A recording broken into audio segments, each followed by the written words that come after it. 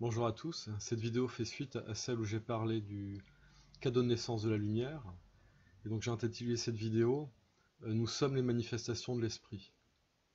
Donc ici je vais essayer de partager avec vous la conscience que j'ai aujourd'hui de ce que j'appelle l'esprit et de tout ce qui y est associé. Euh, donc en préparant la vidéo, ce qui m'est venu, c'est que en langue des oiseaux, l'esprit, c'est l'être qui prie. C'est l'est qui prie. L'être, celui qui est qui prie. Donc l'esprit, c'est relatif à ce qu'on appelle généralement Dieu, et dans la conscience qui est la mienne, c'est le principe qui soutient l'existence. C'est-à-dire que la vie, c'est quelque chose d'assez extraordinaire parce qu'il y a quelque chose, il y a un être, il y a l'esprit, qui est perpétuellement en train de prier pour que ce qui existe continue d'exister. Donc la notion de gratitude, elle prend une autre mesure quand on regarde de cette perspective-là. Il y a cette gratitude d'existence. Euh, il y a cet être qui prie, cet esprit qui est là, qui soutient tout. Et dans les manifestations, il y a aussi énormément de manifestations qui nous soutiennent, quoi. Il y a les plantes, il y a les animaux. Donc il y a énormément de choses qui sont données. C'est pas gratuit, on va appeler ça le miracle de l'existence, qui sont là et qui contribuent au tout dont on fait partie.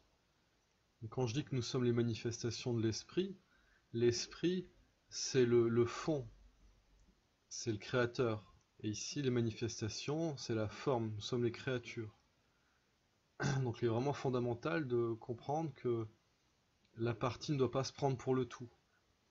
Nous sommes un, effectivement, mais nous sommes chacun, chaque manifestation est un grain de sable qui fait partie d'une grande plage qui s'appelle Dieu. Nous sommes les manifestations de l'esprit. Et l'esprit, du point de vue de l'esprit, le fond c'est l'esprit, et en tout cas dans la conscience qui est la mienne aujourd'hui, la forme c'est la lumière. Mais du point de vue de la lumière, le fond c'est la lumière, et la forme c'est l'âme. Mais du point de vue de l'âme, le fond c'est l'âme, et la forme c'est les corps. Donc quand les corps disparaissent, il reste les parcelles d'âme. Et si à un moment les parcelles d'âme, entre guillemets, sont recyclées, disparaissent, à chaque fois ça se réinjecte au-dessus. Ça repart dans la lumière et ainsi de suite. Donc le fondement c'est l'esprit. Cet esprit, de par son acte créateur, dans la volonté de se démultiplier dans ses créations, dans ses créatures. Donc ça c'est ce que j'expliquais dans le cadeau de naissance de la lumière. Il nous impose une existence, avec un devoir d'existence. Donc ce devoir d'existence, il est en lien avec un devoir d'expérimenter, un devoir de vivre. Mais associé à ce devoir d'existence, on a un droit fondamental qui est l'amour infini, inconditionnel et éternel. Donc ça c'est des concepts, mais quand on le vit dans sa chair, qu'est-ce que ça veut dire cet amour infini, inconditionnel, éternel? C'est voilà, c'est très très profond comme révélation. Euh, donc ici, le principe, c'est que pour certaines raisons, il y a eu une déviation de l'esprit, une déviation de la lumière, et les formes, les créatures, ont commencé à fonctionner d'une façon anormale. C'est-à-dire que ici, en tant qu'être humain, on a une caractéristique assez particulière qui correspond au libre arbitre et à l'autoconscience. Il y a certains êtres qui n'ont pas vraiment de libre arbitre, en tout cas à notre niveau.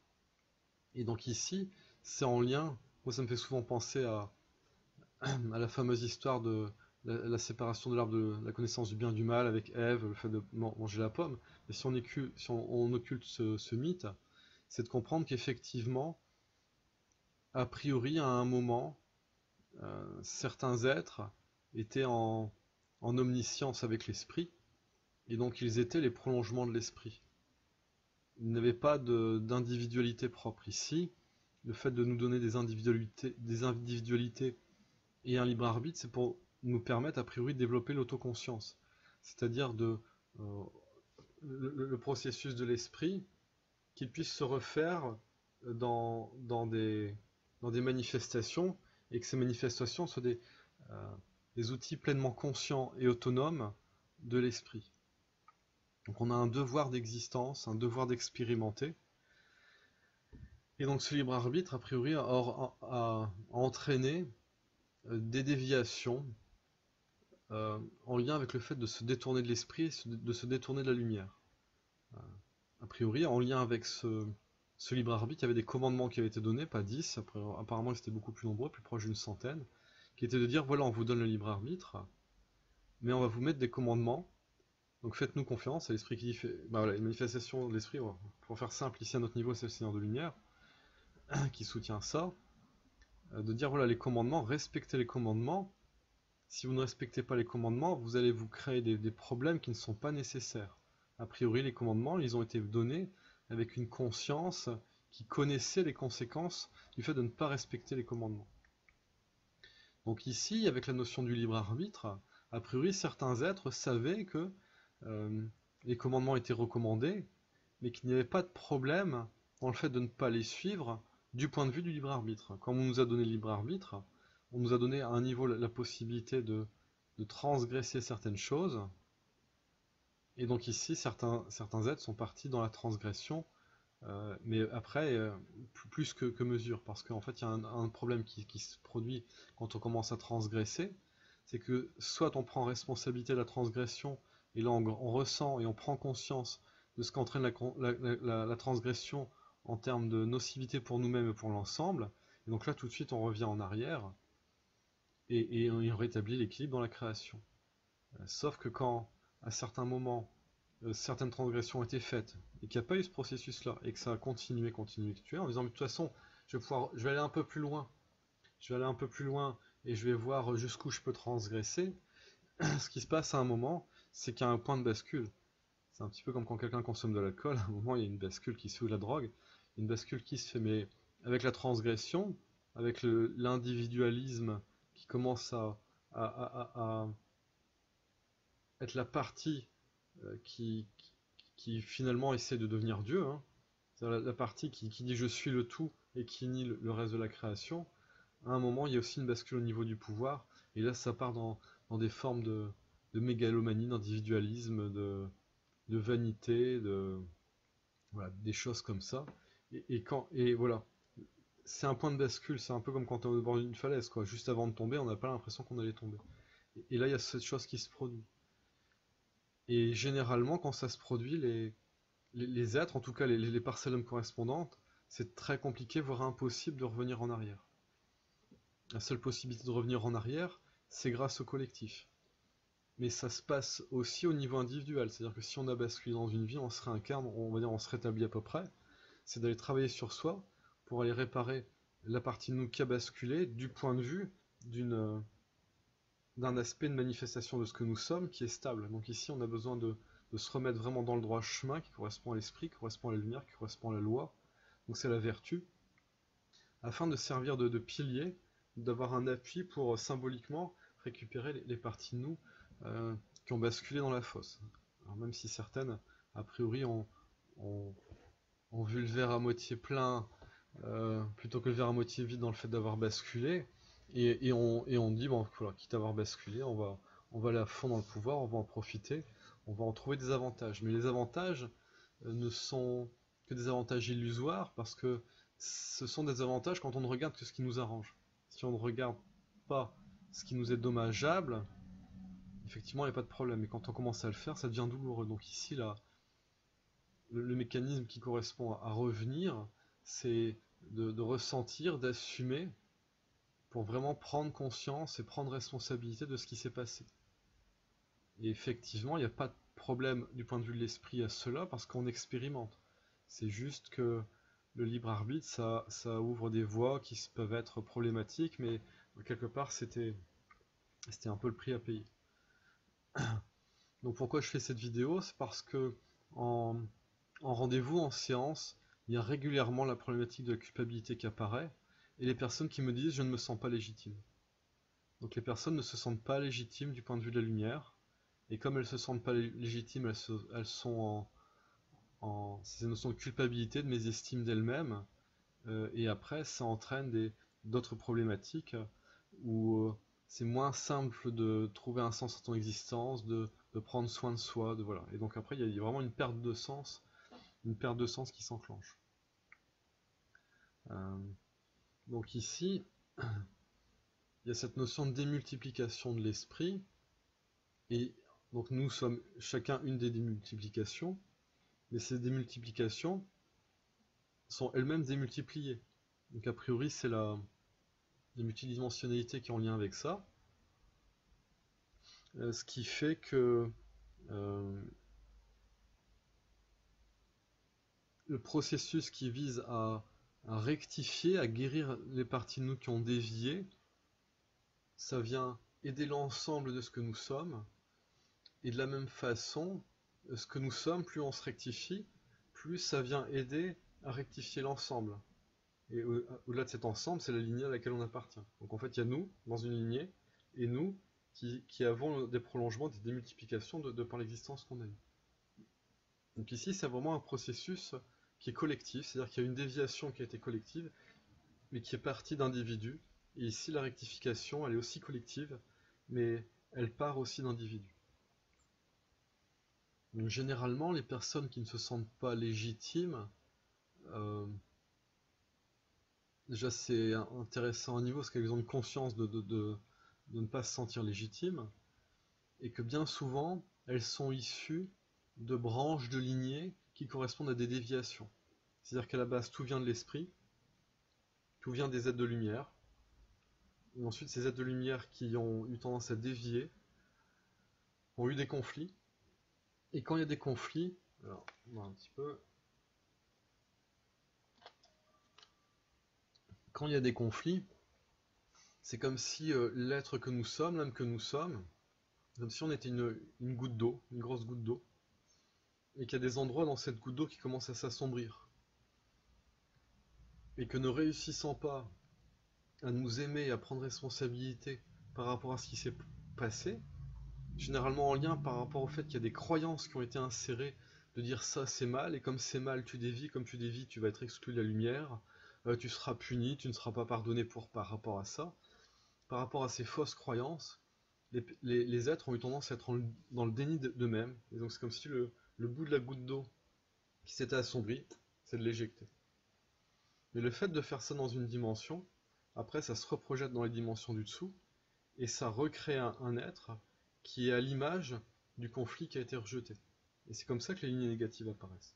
Et donc toutes les personnes qui naissent de ces lignées négatives, de ces dénis, de ces rejets, elles, leur programme de base, c'est le déni et le rejet d'elles-mêmes, vu que c'est ce qu'a fait l'aide de lumière initialement. L'aide de lumière qui ne se croyait plus légitime. Donc la projection, avec ce négatif et la lignée qui suit, ne se croit pas légitime. Et donc là, ce sont généralement des êtres qui se sont retrouvés paumés, un peu à part, en disant on se retrouve à part de la lumière, qu'est-ce qu'on va faire? Et là, tous les êtres qui eux, ont volontairement quitté la lumière pour prendre le pouvoir, pour essayer de supplanter le créateur et la création, eux ont fait bon. Il n'y a plus que nous, hein, si tu veux t'en sortir, les nouveaux boss c'est nous. Nous on est en train de... Alors tu bosses avec nous, tu bosses sans nous. Et généralement ils sont tous allés bosser avec ceux que j'appelle ceux qui ont trahi. Et après, quand on reste dans ce système-là, c'est ce que j'appelle l'idéologie luciférienne, mais c'est pas Lucifer qui porte tout, hein. Lui, il n'est que... Je dis souvent, c'est l'arbre qui cache la forêt, quoi. Lucifer, on le désigne comme le bouc émissaire. Il y a d'autres, en fait, c'est d'autres êtres qui sont derrière tout ça. Et donc voilà. Après, quand on reste dans ce système-là, qu'on appelle ça l'idéologie luciférienne, c'est compliqué de retrouver le chemin de la lumière, parce qu'on est enfermé dans les peurs, dans les croyances, dans la conscience du négatif. Donc ici, quasiment tout le monde a eu tendance à dévier, et la seule aide qu'on a, c'est le Seigneur de Lumière, parce que lui, le Seigneur de Lumière, il est premier par rapport à ce système-ci, et donc il a une relation, on va dire, avec l'esprit, pour faire simple, avec la lumière, qui est particulière et qui permet de, justement, d'avoir un pied en dehors de ce système de déviation pour pouvoir réimpulser le souvenir de qu'est-ce que c'est vraiment l'esprit, qu'est-ce que c'est vraiment la lumière. Donc ici, la clé, la solution par rapport à ce sentiment de ne pas être légitime, de culpabilité, c'est la responsabilité. La responsabilité, qui permet d'aller au-delà de la culpabilité, elle s'appuie sur notre devoir d'existence. C'est-à-dire que si on ne nous avait pas quelque part imposé d'exister, et imposé de faire des erreurs, imposé de faire des expériences, on n'aurait pas fait d'erreurs. Donc le fait de faire des erreurs, c'était inclus dans notre contrat d'existence. Donc pourquoi se culpabiliser de faire des erreurs? La seule problématique, c'est quelles sont les croyances que l'on peut avoir par rapport à ce que sont nos erreurs et les conséquences que ça enclenche. Mais du point de vue de l'esprit, il y a plus ces problématiques-là. C'est-à-dire qu'il y a juste à... C'est un champ d'expérimentation, on est chacun des manifestations qui suivront des chemins, nous explorons les possibles, et donc l'esprit ne nous en veut pas et ne nous punira jamais de cela. C'est à nous de nous remettre en paix avec nous-mêmes, avec l'esprit, en se souvenant qu'est-ce que c'est l'esprit, et qu'est-ce que c'est que la grande expérience collective qui a été initiée par l'esprit. Donc ici, ce principe-là, c'est de vraiment honorer notre existence, honorer l'esprit, honorer la création, honorer tout ce qui est, c'est honorer la vie, honorer ce principe fondateur. Et ça passe par le ressenti, on va dire qui est plutôt la facette féminine, et par la prise de conscience, qui est plutôt la facette masculine. Si on n'est que dans le ressenti et sans la conscience, donc ça c'est le féminin qui est l'aspect féminin qui est déconnecté de l'aspect masculin, on va ressentir plein de choses, mais on va pas forcément comprendre. Ici, quelque chose qui est assez en mode, c'est l'hypersensibilité. L'hypersensibilité, ça correspond à ça. Il y a tellement de choses qui sont ressenties, et c'est complètement ingérable. Donc ça, c'est vraiment une caractéristique qui manque de polarité masculine, qui manque de structure, qui manque de conscience. Mais il y a le pendant de l'autre côté, c'est-à-dire que c'est l'aspect masculin de conscience qui est déconnecté du ressenti, et là ça donne une conscience négative, et là ça donne des profils, d'un côté on est hypersensible, et de l'autre côté on va appeler ça hyper lucide, mais dans les deux cas c'est complètement déconnecté de la réalité. Parce que s'il y a du ressenti et qu'il n'y a pas de conscience, ça rime à quoi? Et si on a de la conscience mais qu'on n'a pas de ressenti pour concrétiser les choses, à chaque fois c'est illusoire et c'est problématique. Donc par exemple, il y a beaucoup d'hommes qui sont dans des croyances, qui ont tout compris, qui savent tout. Parce qu'ils sont enfermés dans leur propre structure, dans leur propre monde, et qui sont déconnectés de la réalité, la réalité qui correspond à l'ensemble. L'individu qui est déconnecté de la réalité de l'ensemble. Tandis qu'au niveau de l'hypersensibilité, c'est au contraire l'individualité qui est complètement noyée dans l'ensemble. Donc un côté c'est déconnecté de l'ensemble, l'autre côté c'est noyé dans l'ensemble. Dans les deux cas c'est problématique. Donc c'est honorer l'esprit, honorer ce que l'on est, donc c'est d'exister, et c'est de demander à retrouver sa légitimité. Donc c'est une forme de pardon qu'on se fait à soi-même, mais c'est un pardon qui est un retour à l'esprit qui nous permet de dépasser les croyances limitatives. Donc c'est de redemander la légitimité, donc ça c'est une chose, mais ensuite c'est de s'engager, donc c'est vraiment une décision, je parle souvent de l'allégeance à la lumière, de s'engager avec courage et amour à persévérer dans le ressenti et la conscience de ce que nous sommes, en unité avec la lumière et en unité avec l'esprit. Donc à présent, je vais détailler un petit peu la conscience que j'ai des choses en lien avec la culpabilité. La culpabilité, elle est associée à la peur d'être jugé, la peur d'être puni, après quelles que soient les formes de punition. Donc cette peur d'être jugé, cette peur d'être puni, ça peut entraîner un déni par rapport à ce qui serait la cause de cette culpabilité et des peurs et des punitions et ainsi de suite. Et donc ce déni fait qu'on va avoir tendance à projeter sur l'autre nos propres jugements. Donc c'est comme ça qu'on commence à juger les autres. Et donc les jugements vis-à-vis des autres sont tout autant des croyances que la culpabilité que l'on a vis-à-vis de nous, c'est une croyance. Mais ici c'est un piège, parce que l'esprit, la lumière, ne juge pas, ne punit pas. Donc c'est toujours le retour à l'esprit qui permet de se libérer de ces illusions, de ces enfermements, de ces croyances.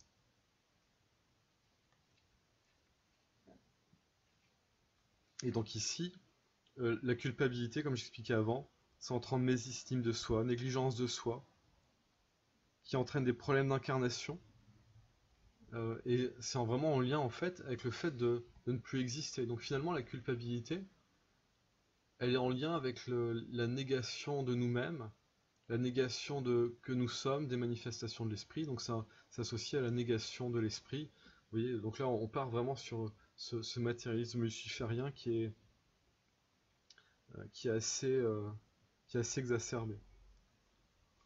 Et si je développe par rapport au déni, donc le déni c'est associé au fait de se mettre des œillères, et donc ce qui fait que ces œillères ça crée des voiles, où en fait on est de plus en plus partial, on est de moins en moins conscient, et donc on a de plus en plus de difficultés à voir les choses telles qu'elles sont, donc à accéder à la vérité, ce qui nous projette dans l'ignorance.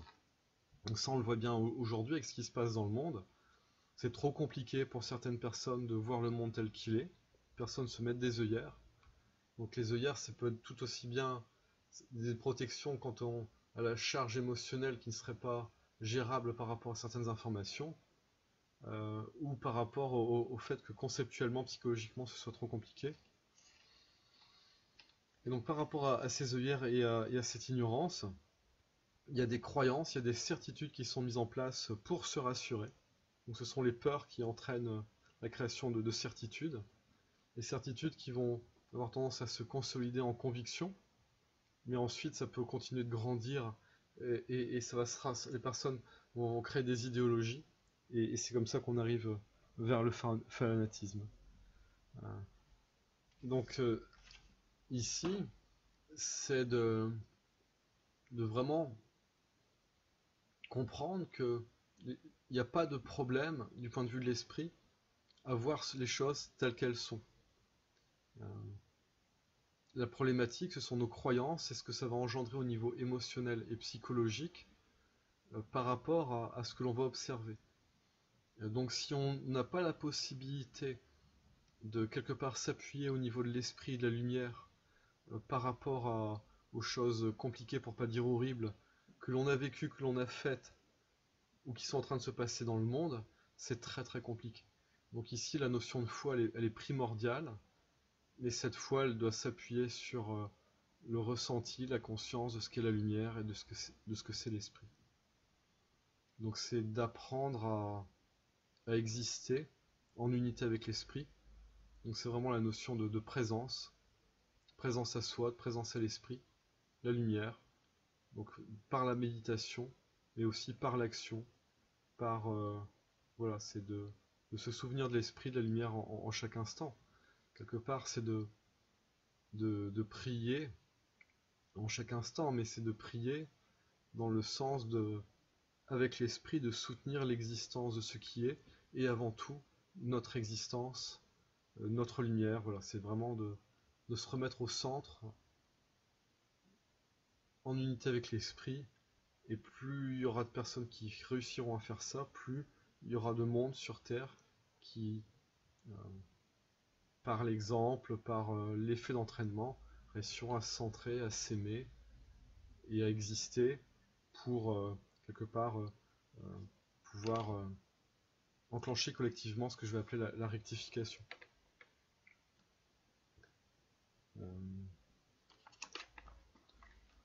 Donc ici j'ai voilà, exister, ça correspond à être présent, à honorer, à être en gratitude. Et c'est vraiment cette notion fondamentale qu'est la responsabilité. Donc c'est être une manifestation agissante de l'esprit. Et ici quelques concepts, toujours en lien avec ce que j'appelle le principe de double polarité. Donc le principe de double polarité, c'est chaque chose est potentiellement vraie, tout comme son contraire, tout dépend du contexte. Donc ce qui est vrai du point de vue de la lumière va être faux du point de vue de l'idéologie luciférienne, et ce qui est vrai du point de vue de l'idéologie luciférienne va être faux du point de vue de l'esprit. Ces deux systèmes qui sont presque incompatibles, juste du point de vue de l'esprit, du point de vue de l'esprit c'est créateur, et du point de vue de l'idéologie luciférienne, comme c'est dans la négation, c'est autodestructeur. Donc c'est de bien faire une distinction entre ce qu'est la méfiance, qui est vraiment basée sur la peur, faire une différence entre la méfiance et la vigilance. La vigilance, elle est basée sur la foi. Quand on marche, on est en vigilance, on n'est pas en méfiance, on n'a pas peur de tomber. On est vigilant à ce que la marche se passe de façon adéquate. Et quand on est en confiance, on est en foi dans le fait que la marche, on sait le faire et ça va tout seul. Et on peut même faire d'autres choses en marchant, ça se passe très bien. Et aussi, alors, deuxième notion, donc là, c'est la notion de présence à soi-même, la vigilance, on ne peut pas être dans la méfiance. La méfiance, c'est une fuite, c'est une projection sur les problèmes qui pourraient survenir, plutôt que d'être présent à soi-même dans tout ce qui va bien dans l'instant. La deuxième notion qui est en lien avec l'existence, donc avant c'était la présence, ici c'est l'existence, c'est la notion de culpabilité, donc là qui est l'aspect, si je puis dire, négatif, qui est le pendant de la responsabilité. Et ensuite, le troisième aspect, donc présence, existence, le troisième aspect c'est la vertu, qui est par rapport au binôme au niveau du principe de polarité, qui est l'infamie, qui est le pendant de la justice qui correspond à la loi divine. Donc ici, c'est d'être présent à soi-même, en tant qu'être existant, manifestation agissante de l'esprit, et en justice, c'est-à-dire en vertu, c'est-à-dire en unité avec les lois qui régissent le bien de l'ensemble. Voilà, je crois que j'ai fait à peu près le tour. Donc n'hésitez pas à poser des questions en commentaire sous la vidéo. Voilà, je vous remercie de votre attention et je vous dis à bientôt.